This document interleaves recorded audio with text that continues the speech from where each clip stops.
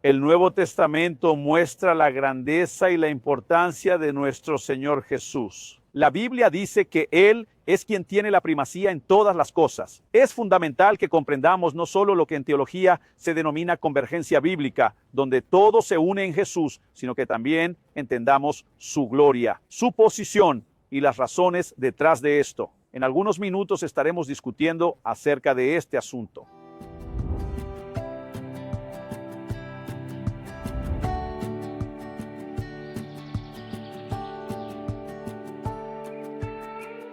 Hoy estoy en San Francisco, California, en el Pier 39, trayendo un mensaje para tu corazón.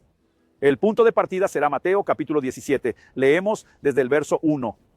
6 días después, Jesús llevó a Pedro y a los hermanos Santiago y Juan a un monte elevado en privado. Y Jesús se transformó ante ellos. Su cara brillaba como el sol y sus ropas se hicieron blancas como la luz. Moisés y Elías aparecieron hablando con Jesús. Entonces Pedro, al tomar la palabra, se dirigió a Jesús y le dijo: Señor, es bueno que estemos aquí. Si lo deseas, puedo hacer 3 tiendas aquí, una para ti, otra para Moisés y otra para Elías. Él todavía hablaba cuando una nube brillante los envolvió, y de la nube vino una voz que decía: Este es mi Hijo amado, en quien me agrado. Escuchen lo que él dice. Al oír aquella voz, los discípulos cayeron de bruces, llenos de gran miedo.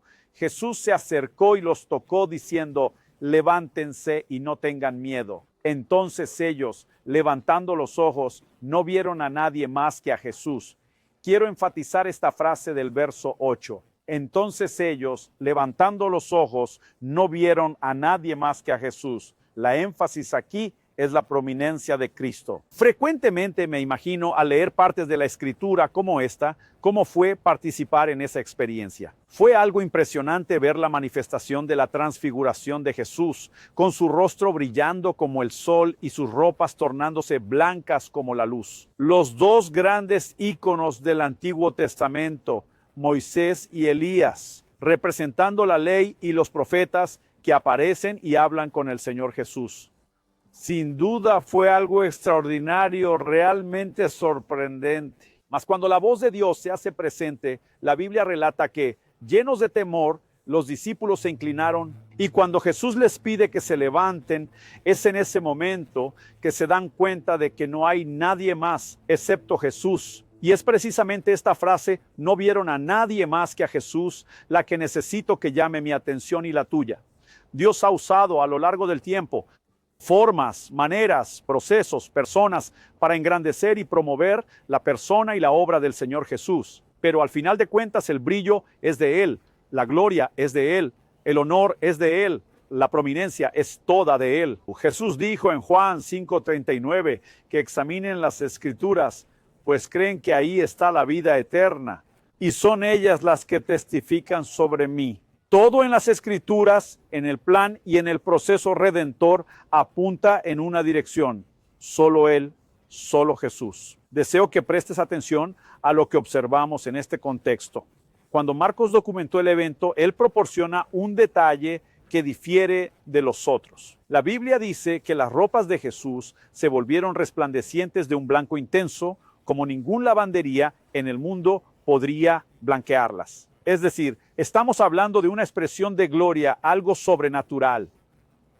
Tú y yo necesitamos ante todo entender el propósito de la visión. Creo que este es el punto de partida: glorificar a Cristo, exaltar a nuestro Señor. Y la pregunta es: ¿por qué aparecieron Moisés y Elías? La Biblia dice que hablaban con Jesús, pero solo el Evangelio de Lucas nos da el detalle de lo que fue esa conversación, sobre lo que realmente se decía y compartía allí. En Lucas 9:30 a 31 se menciona que 2 hombres conversaban con Jesús, quienes resultaron ser Moisés y Elías, que aparecieron en gloria y hablaban de la muerte que Jesús iba a cumplir en Jerusalén. La Biblia dice que ambos aparecen en gloria y vienen con el propósito de hablar sobre la muerte de Jesús, lo que iba a suceder en Jerusalén. No obstante, al leer el verso siguiente, el 32, te das cuenta de que a pesar de la presencia de esos 2 íconos del Antiguo Testamento en gloria, la mayor gloria se encuentra en Cristo. Vieron la gloria de Jesús y a los 2 hombres con él, En medio de la manifestación de esos dos en gloria, la gloria de Cristo es mayor, prevalece, predomina y sobresale. En un inicio, lo que ocurrió no debía ser contado. En Mateo 17:9 leemos que Jesús dice: no cuenten a nadie lo que han visto hasta que el Hijo del Hombre resucite de entre los muertos. Más tarde Pedro explicaría en su segunda epístola, en el capítulo 1, de los versos 16 a 19, refiriéndose a este episodio, y dice: porque no les revelamos el poder y la venida de nuestro Señor Jesucristo siguiendo fábulas ingeniosamente creadas, sino que nosotros mismos fuimos testigos presenciales de su majestad. Enfócate en esto, de su majestad, porque recibió honra y gloria de parte de Dios Padre, cuando por la suprema gloria le fue enviada la siguiente voz: este es mi Hijo, a quien amo. Escuchamos esa voz que venía del cielo cuando estábamos con él en el Monte Santo. Y así tenemos la palabra profética más confiable, y es bueno que la escuchen como una luz en la oscuridad, hasta que el día despunte y la estrella de la mañana nazca en sus corazones. En esta declaración el apóstol Pedro vuelve a enfatizar no solo que fueron testigos de su majestad, no solo usa la expresión de la gloria suprema, sino que afirma que Jesús recibió honor y gloria en esta manifestación de la transfiguración. Así que el objetivo era glorificar a Jesús. Ahora, mira, tú y yo debemos cuestionar quién es más importante. Porque el apóstol Pedro sugiere a Jesús: mira, puedo hacer 3 tiendas, una para el Señor, una para Moisés, una para Elías. En ese momento, mirando a esos dos que son las figuras del Antiguo Testamento, está diciendo que son tan importantes como el Señor. Merecen una tienda como la que merece el Señor. Pedro parece decir que él, Santiago y Juan pueden estar afuera, no hace falta. Pero tenemos que honrar a estos dos de la misma manera que lo haríamos contigo. Pedro está comparando a los dos con Jesús o a Jesús con ellos. Y algo que tú y yo necesitamos entender es por qué precisamente estos dos aparecen y vienen a hablar de la muerte de Jesús que estaba por cumplirse en Jerusalén. Necesitamos entender que Moisés representa a la ley y Elías representa a los profetas. Jesús dice en Mateo 11:13 que la ley y los profetas profetizaron hasta Juan. Ellos señalaban y eran vigentes hasta que Juan llega como precursor de Cristo para introducir y dar impulso al ministerio de Cristo, donde se llevaría a cabo todo lo que la ley y los profetas habían anunciado. Cada palabra de Dios, como Cristo mismo dijo, se centra en Él, señala hacia Él y tiene un propósito: promover su persona, promover su obra y otorgarle gloria. Y tú y yo necesitamos entender que no podemos mezclar el valor de lo que sirve y promueve a Cristo con el propio Cristo como ellos hicieron. En algún momento Elías y Moisés aparecen porque hicieron lo que debían, fuera en el pasado cuando ejercieron su ministerio terrenal o en aquella conversación, y la Biblia dice que no vieron a nadie más que a Jesús. Al final, solo Él es lo que importa. Todo señala hacia Él, todo existe por Él, todo se sostiene en Él, dicen las Escrituras, y al final no hay más nadie que se presentará o brillará salvo nuestro Señor Jesús.